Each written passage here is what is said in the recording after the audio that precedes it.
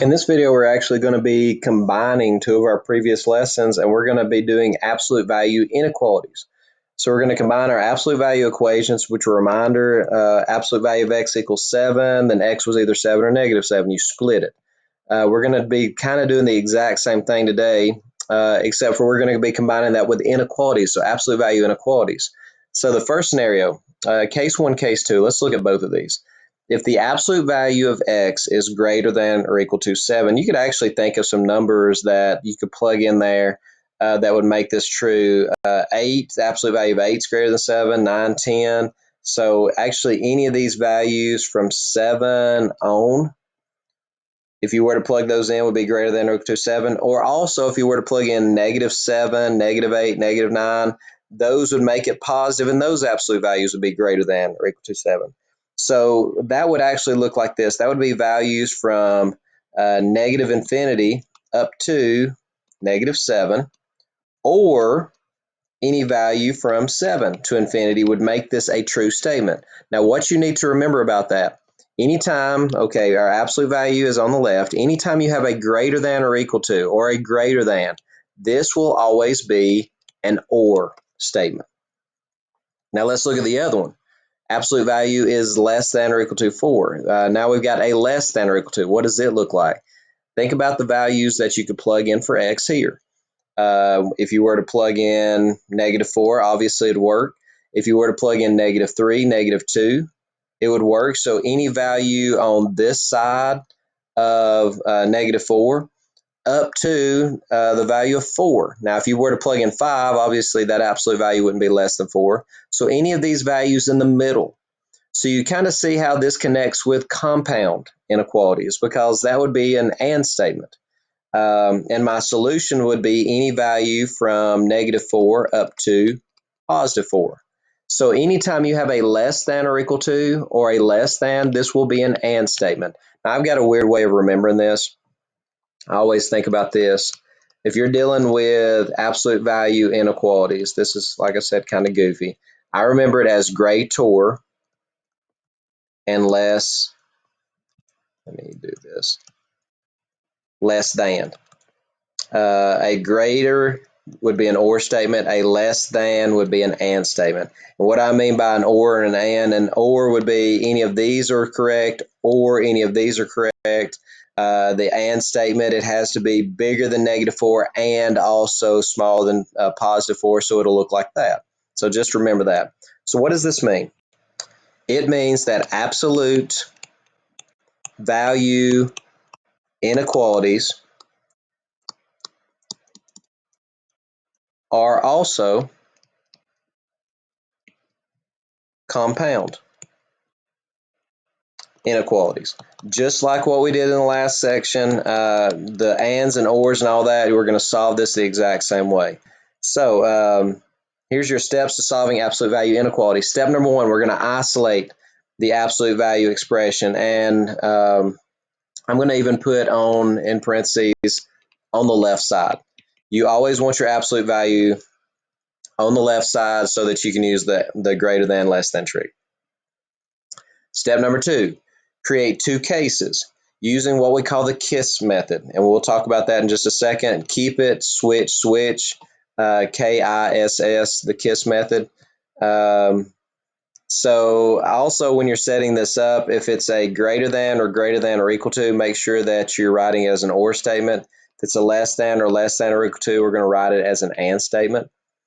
We're going to solve both inequalities just like we did in the previous lesson then, and we're going to graph our solutions. So the rest of it is going to be identical to what we have been doing. Okay, first up, we have isolated our absolute value. We have a greater than. A greater than would be an or statement. So we're going to write or. Okay, here's what we mean by keep it, switch, switch. We're going to take our absolute values away. We're going to do x plus 6 is greater than 7. So we kept it. We kept everything the same. We kept our greater than the same. We kept our 7 the same. So we keep it.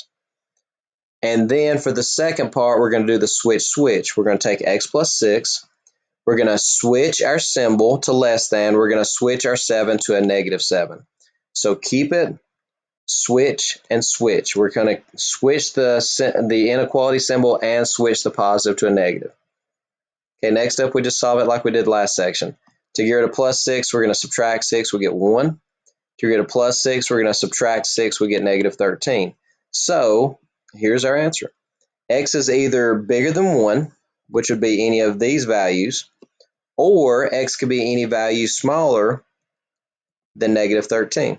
So there's your answer. That's your solution. So any value from negative infinity up to negative 13, not inclusive, or any value from 1 to infinity. Okay, number 2. Absolute value is isolated, less than 19. As soon as we see the less than, we know that this is going to be an and solution.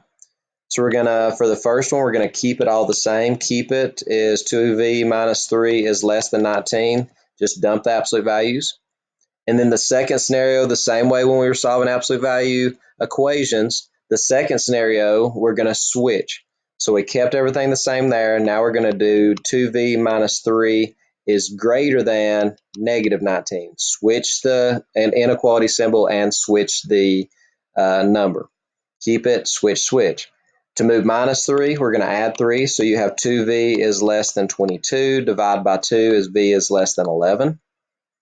And add the 3 gives you 2v is greater than negative 16. Divided by 2, v is greater than negative 8. So since it's an and statement, as you graph this, it should look like an and. It should be an interval, maybe the middle section, if you will. So v can be any value greater than negative 8, but it also has to be smaller than 11. And that should be an open circle there. So any value in the middle, bigger than negative 8, but also smaller than 11, that'd be any value from negative 8 up to 11, and both of those were non-inclusive. Number 3, greater, so this would be an or statement. Absolute values isolated already. Keep it all the same. For the second one, keep the first part. We're going to switch and switch. Keep it and then switch, switch. Since this is an or statement, you can see what it should look like an or statement. One will be going this direction, one will be going this direction. What your final answer should look like. To get rid of minus 5, we're going to add 5. So k over 3 is greater than or equal to 6. Multiply by 3 gives you k is greater than or equal to 18. Move the minus 5 by adding. K over 3 is less than or equal to negative 1 plus 5 is 4. Multiply by 3 and it gives you k is less than or equal to 12. So k could be any value larger than or equal to 18, so any of these values, or any of the values less than or equal to 12. So when I ask you what are the solutions here, would 2 be a solution? Yes, it would. Would 10 be a solution? Yes. Would 14 be a solution? No, it would not. So that would be any value from negative infinity up to 12 inclusive, or any value from 18 to positive infinity, never include infinity. Number 4, absolute value is isolated. So 7 minus 4n is less than 27. Since it's less than, that would be an and statement. So that was the keep it. So now let's do 7 minus 4n, switch and switch. Move your 7 by subtracting, gives you negative 4n is less than 20. When you divide by negative 4, make sure you flip your symbol over. So n is greater than negative 5. Move the other 7 by, again, subtracting 7. That would be negative 34. When you divide by negative 4, again, we're going to flip our symbol over. Less than, that would be 17 halves. And it is an and statement, so n could be any value larger than negative 5, but it also must be smaller than 17 halves would be 8.5.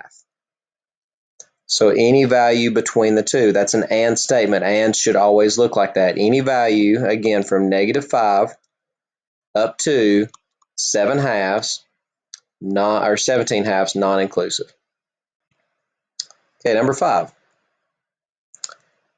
Greater, get an or statement. Now, before I do that, I messed up. Before I do that, I did not notice that the divided by 4 was not inside of the absolute value bars. We do have to isolate this. So we have q minus 1. This one won't matter. So to get rid of 4, we multiply. So that'd be greater than or equal to 8. So it's still an or statement. Keep it.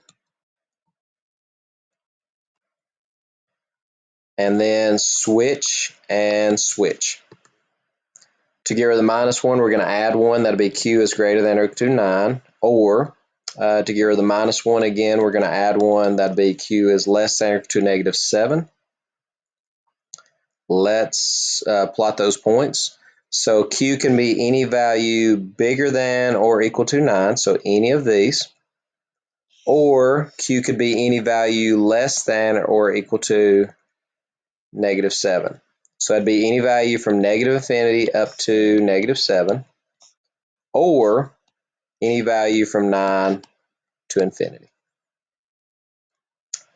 Number 6. Again, isolate the absolute value first. Move the plus 3 over. By subtracting 3, it gives you 8a plus 10. Absolute value is less than 22. Then we're going to do keep it. This would be less than. That'd be an and statement. So we did keep it. Now let's do 8a plus 10. Switch and switch. To get rid of plus 10, let's subtract 10. That's 8a is less than 12. Divide by 8. Let's see, reduce that. That'd be 3 halves. So there's the first part of your answer. A is less than 3 halves. To get rid of plus 10, we subtract 10. That is greater than negative 32. Divide by 8. We do not flip our symbol because the 8 is not a negative. And there's the second part of your answer.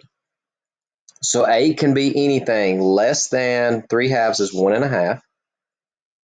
It must be smaller than that. It must be bigger than that. So smaller than negative 3 halves, or excuse me, smaller than 3 halves, bigger than negative 4 would be anything from here to here. Again, that could be written as a sandwich, just to remind you. Put them in order. Negative 4 from here, negative 4 is less than A. A also has to be less than 3 halves, so it could be written as a sandwich. Or it can be written in interval notation as all values from negative 4 up to 3 halves, non-inclusive. Number 7. Isolate the absolute value. To isolate that, we've got to divide by negative 10. Make sure you flip your symbol over as you do it. That's vital. Keep it, switch, switch. 2r minus 1. Keep it. Since it's greater than, this will be an or statement. 2r minus 1. Switch and switch. If you're going to minus 1, we're going to add 1. So that'd be 2r is greater than or equal to 7. R is greater than, we're going to divide by 2. You can leave it as 7 halves, or you can leave it as 3.5. Either way, same answer. If you're going to minus 1, we add 1. That'd be 2r is less than or equal to negative 5. We divide by 2. That gives me r is less than or equal to negative 2.5. Okay, it's an or statement again. So r could be any value greater than or equal to 3.5. Or r could be any value less than or equal to negative 2.5. So any value from negative infinity up to negative 2.5, inclusive, or any value from 3.5 to infinity. Number 8, isolate the absolute value. The way we're going to do that, get rid of minus 5 first. So 9 times the absolute value of 3 minus k, do not distribute that, is greater than or equal to 72. Divide by 9, you get the absolute value of 3 minus k is greater than or equal to 8. Keep it, switch, switch. That'd be 3 minus k is greater than or equal to 8. Greater would be an or statement. 3 minus k, switch and switch. Now again, I like the shortcuts on these. I like taking minus k and moving it to the other side. because that makes it very easy to make it a positive k. So now I have a positive k, but if you're going to do that, let's subtract 8 on this side, you get negative 5. There's my first answer. I do want to flip that around. K is less than or equal to negative 5. Make sure it continues to point at it when you switch it over. The other one, let's switch these two and keep the symbol. Negative k is now positive k. To move minus 8, we'll add 8, so it gives you 11.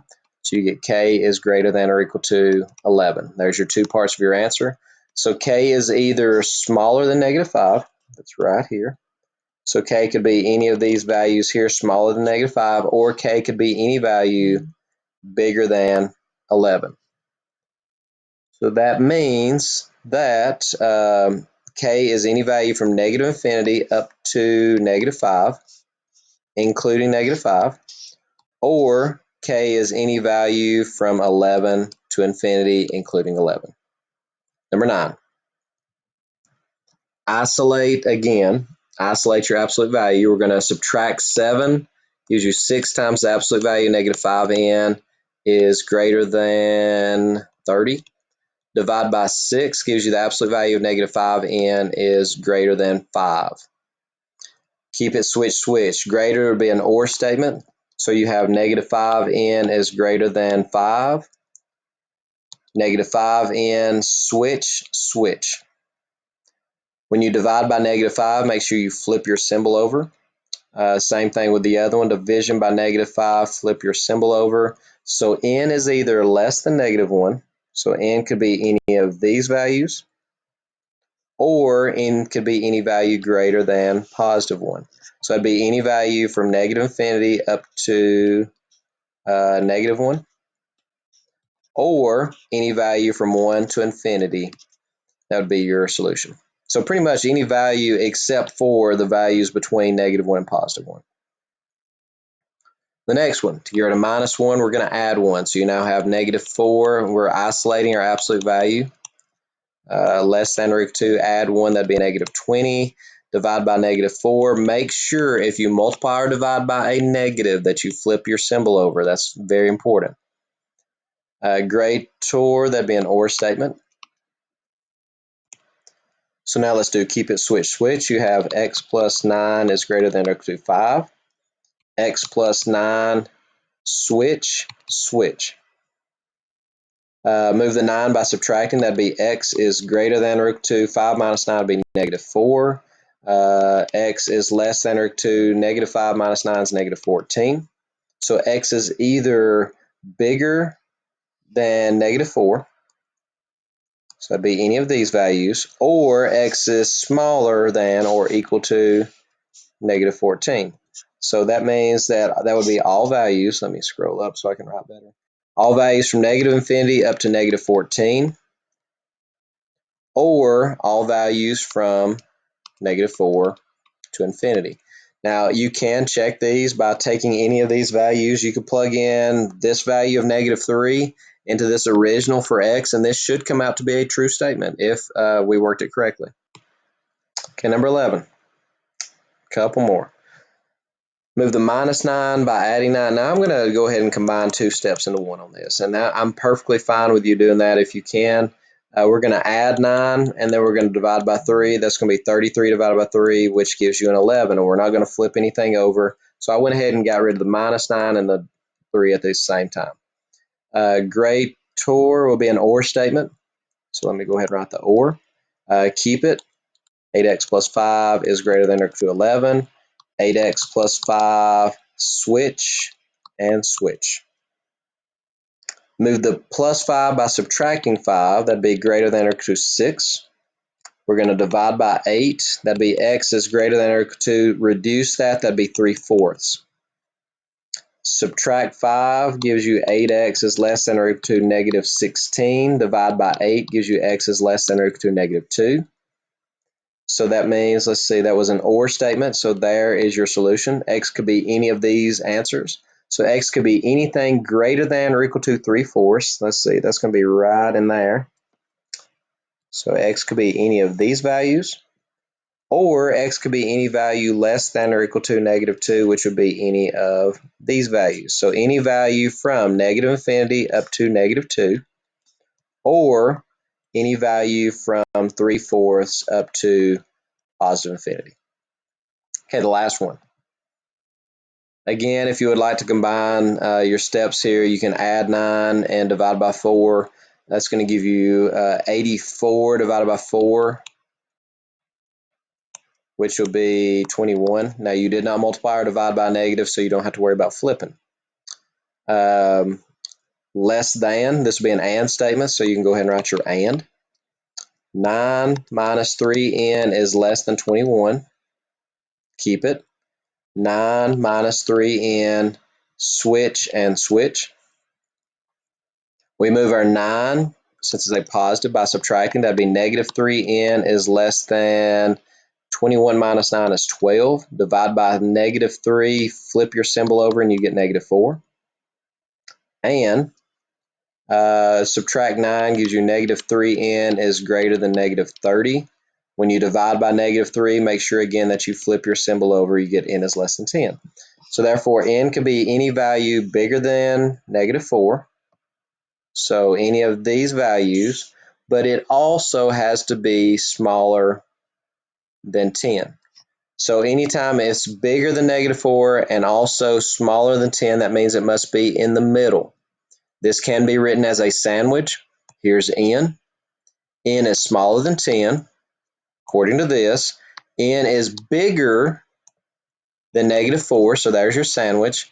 Or as an interval notation, that'd be all values from negative 4 to 10, non-inclusive because they're both open circles.